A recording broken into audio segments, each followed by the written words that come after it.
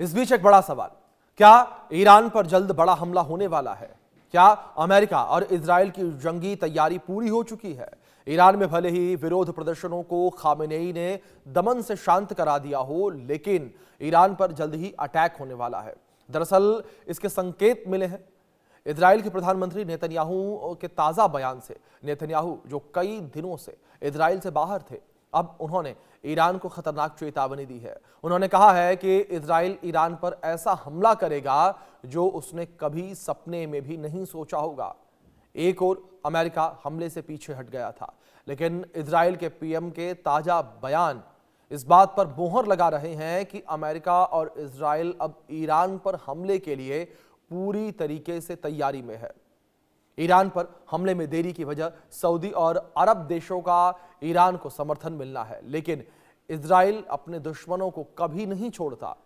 Israel ने attack करने में देरी की है तो उसकी तैयारी अधूरी थी, और आयरन डोम जिसकी डिफेंस सिस्टम में मिसाइलें लोड नहीं थी, जिन्हें लोड करने के लिए वक्त चाहिए था, अब इजराइल पूरी तरह तैयार है और अब आज रात ईरान पर कहर बरस सकता है। तो वहीं ईरान की जंगी तैयारी में जुटा हुआ है खामेनेई 7 महीने पहले की तरह बंकर में छिपे हुए हैं। जब वो बंकर में छिपे थे तो इजराइल पर 300 से ज्यादा मिसाइलें बरसी थी।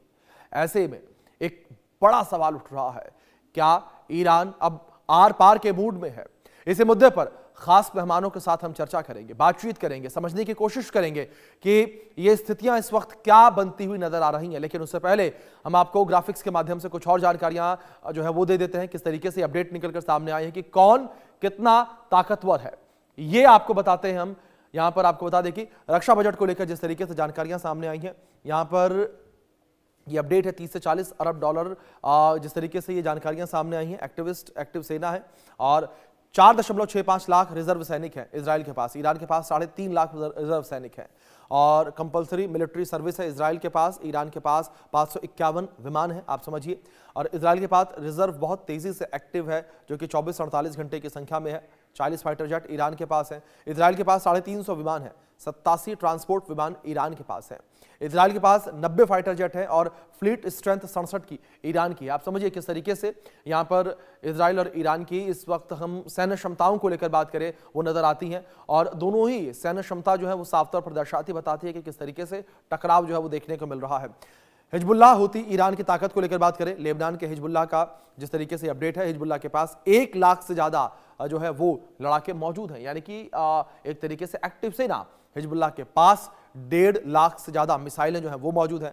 300 किलोमीटर तक जो है मार ये कर सकती है, यानी कि 300 किलोमीटर की दूरी पर भी अटैक जो है इससे किया जा सकता है। हिजबुल्लाह के पास स्पेशल फोर्स भी मौजूद है।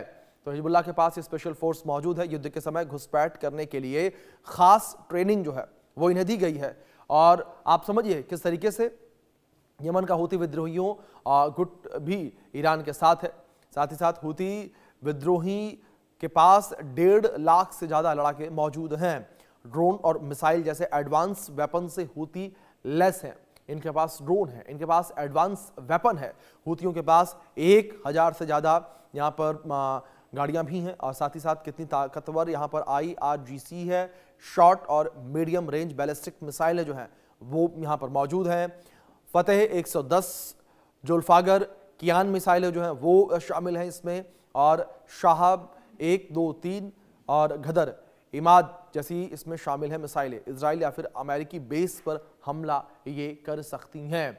आप समझिए किस तरीके से एडवांस सॉलिड फ्यूल मिसाइलें जो है वो शामिल हैं। तो यहाँ पर स्थितियां जो है बड़ी विपरीत बनती हुई नजर आ रही हैं, और इसी विषय पर बातचीत करने के लिए 2 खास मेहमान हमारे साथ जुड़ गए हैं। उनका परिचय मैं आपसे करवा दूं। हमारे साथ retired colonel TP Tyagi ji जुड़े हैं, डिफेंस एक्सपर्ट के तौर पर। हमारे साथ विदेश मामलों के